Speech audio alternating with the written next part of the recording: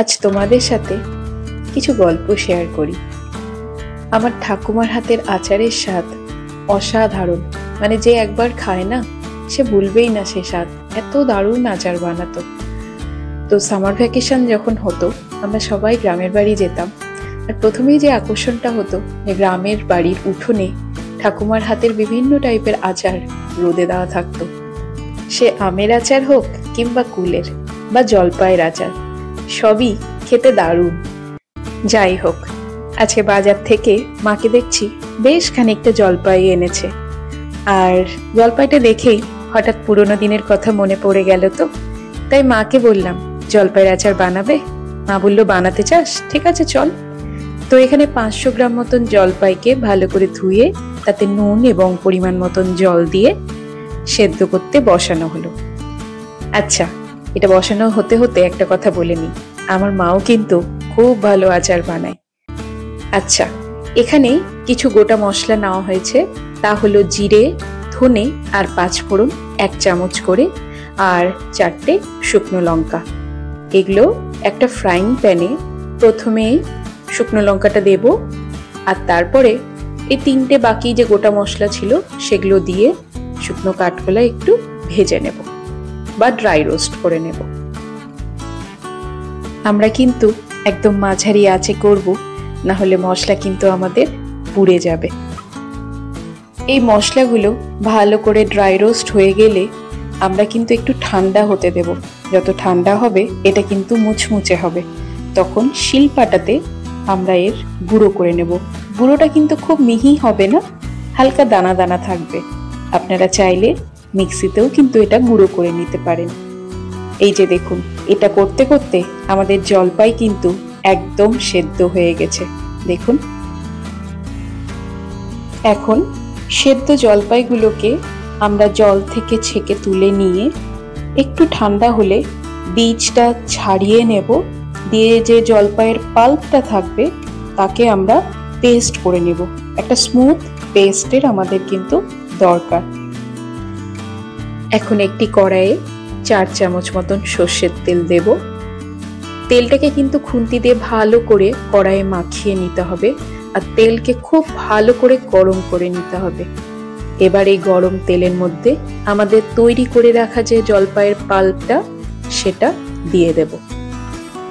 দেওয়া হলে কনস্ট্যান্ট আমরা কিন্তু নাড়তে থাকবো। খেয়াল রাখতে হবে যেন পুড়ে না যায়। এখন মিষ্টি দেওয়ার পালা। তো মিষ্টির জন্য নিয়েছি 250 গ্রাম আখের গুড়। আচার না গুড় ছাড়া ঠিক চলে না, আর যেহেতু টক ঝাল মিষ্টি তার জন্য নিয়েছি 2 টেবিল স্পুন ঝাল লাল লঙ্কার গুঁড়ো। এবার জলপাইয়ের মধ্যে দিয়ে দিলাম গুড়। হিটের জন্যই গুড়টা কিন্তু গলতে থাকবে, কোনো জল এর মধ্যে কিন্তু পড়বে না।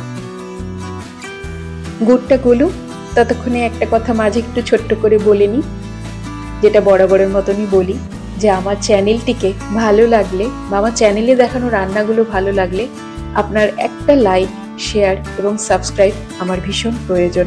আপনাদের ভালোবাসার সাথে থাকলে কাজের এনার্জি পাওয়া যায়। দেখুন, গুড় কিন্তু আমাদের গলে গেছে। এখন এর মধ্যে দেব ওই যে ঝাল লাল লঙ্কার গুঁড়ো, সেটা।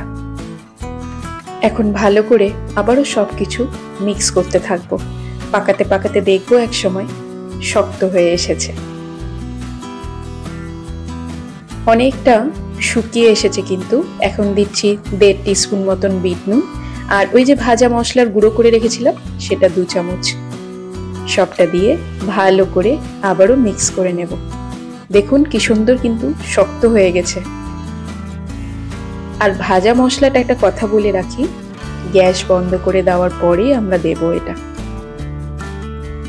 দেখুন, আমাদের আচার কিন্তু একদম রেডি। এবার একটা ছোট্ট টুইস্ট আছে, আচারকে এইভাবে না রেখে আমি একটু গোল শেপের করতে চাই। এখানে হাতে একটু করে সরষের তেল মাখিয়ে অল্প অল্প চামচ দিয়ে আচারটা কেটে নিয়ে গোল শেপ দিয়ে নেব। এটারও করার একটা ছোট্ট কারণ বলি। আমি যে স্কুলে পড়তাম সেই স্কুলের গেটের সামনে এক কাকু ভ্যান নিয়ে আসতো, আর তার ভ্যানে বিভিন্ন টাইপের কাঁচের জার থাকতো, আর সেই কাঁচের জারগুলোতে ভর্তি থাকতো আচার। সে আচার বিভিন্ন শেপের এবং বিভিন্ন ধরনের। আজকে ভাবলাম সে কাকুর মতনই করি না আচারের শেপগুলো। এই যে দেখুন, গোল গোল করে শেপ করা হয়েছে আচারের। এবার একটি থালাতে ওই যে ভাজা মশলাটা রেডি করেছিলাম সেটা বিছানার মতন ছড়িয়ে দিয়ে এই গোলগুলোকে রাউন্ড রাউন্ড করে ঘুরিয়ে সে মশলার একটা করে কোটিং দিয়ে নেব বা র্যাপ করে নেব। ব্যাস রেডি একদম আমাদের আজকের জলপাইয়ের আচার। আজকের রেসিপিটি আপনাদের কেমন লাগলো তা অবশ্যই আমাকে কিন্তু কমেন্ট করে জানাবেন।